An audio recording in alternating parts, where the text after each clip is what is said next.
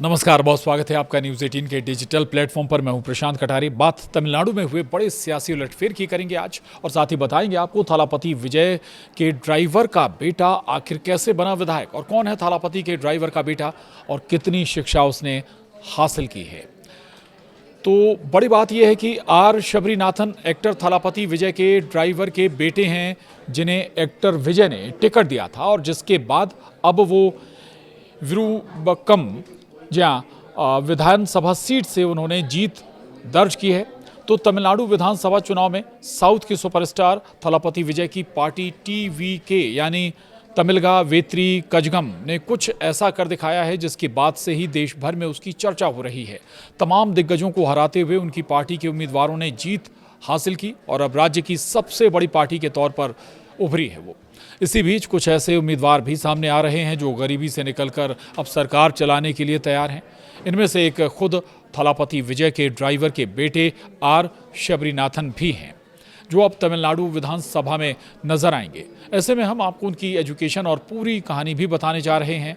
तो विजय के ड्राइवर के बेटे ने ऐतिहासिक जीत दर्ज की है। विजय के ड्राइवर राजेंद्रन के बेटे आर शबरीनाथन ने विरुंगबक्कम जहां इस विधानसभा सीट से बड़ी जीत दर्ज की है और सत्ताधारी पार्टी डीएमके के मौजूदा विधायक एएमवी प्रभाकर राजा को 27,086 वोटों के बड़े अंतर से हराकर सबको चौंका दिया है। शबरीनाथन के पिता पिछले 30 सालों से एक्टर विजय के साथ हैं और उनकी गाड़ी भी चलाते हैं।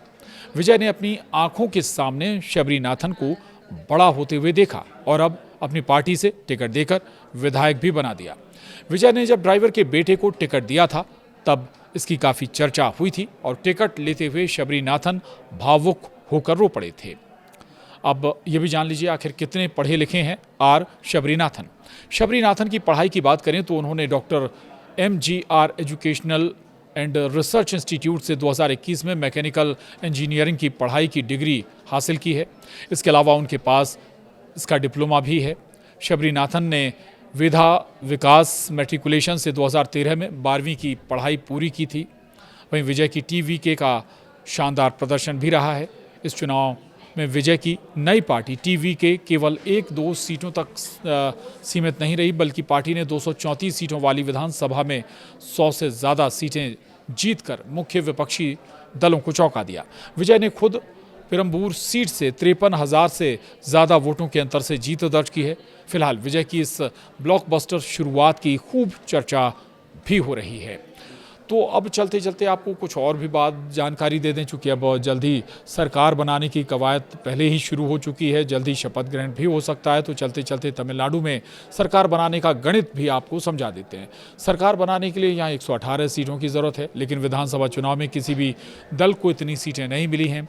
हालांकि थालापति विजय की तमिलगा वेत्री कजगम टीवीके सबसे बड़ी पार्टी बनकर उभरी है।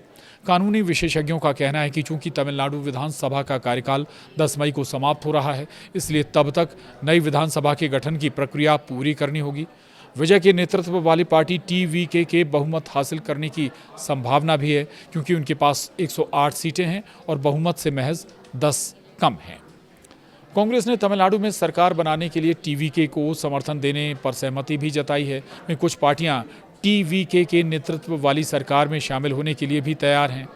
वहीं कानूनी विशेषज्ञों का कहना है कि अगर सरकार बनाने के लिए विधायकों की ज़रूरी संख्या नहीं जुटा पाते विजय, तो ऐसी स्थिति में विजय मुख्यमंत्री पद संभाल सकते हैं और उन्हें 15 दिनों के भीतर विधानसभा में विश्वास मत हासिल करना पड़ सकता है। तो ये सरकार बनाने की पूरी प्रोसेस भी है। हालांकि कई जो छोटे दल हैं, इवन कांग्रेस भी थालापति विजय को समर्थन देने के लिए तैयार है। हालांकि कुछ शर्तें ज़रूर हैं यहाँ पर कांग्रेस की, लेकिन दूसरी तरफ कुछ छोटे दल भी हैं, वो भी समर्थन दे रहे हैं। लेकिन स्वाभाविक है, अगर थालापति विजय सरकार बनाते हैं तो इसमें बहुत सारे ऐसे चेहरे होंगे जो बिल्कुल नए होंगे, पहली बार विधायक बनकर आए होंगे। एक उदाहरण जैसा हम आपके सामने रख भी रहे हैं कि कैसे थालापति विजय ने अपने ड्राइवर के बेटे को टिकट दिया और वो जीत कर भी आए हैं। तो ऐसे बहुत सारे चेहरे आपको भविष्य में उनकी मंत्रिमंडल में भी नज़र आ सकते हैं अगर मुख्यमंत्री बनते हैं थालापति विजय। तो आज के इस वीडियो में इतना ही। नमस्कार।